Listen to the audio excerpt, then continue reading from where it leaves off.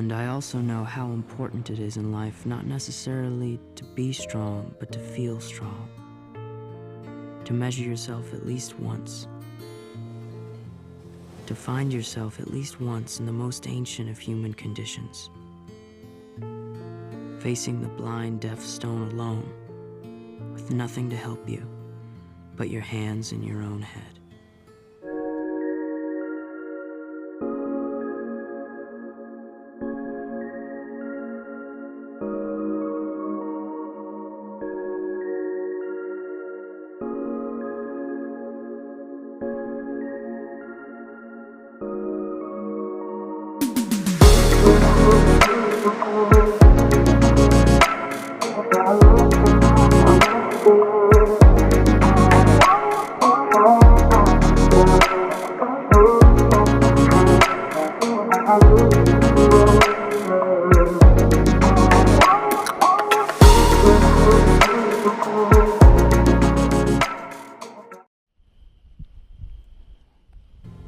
To find yourself at least once in the most ancient of human conditions.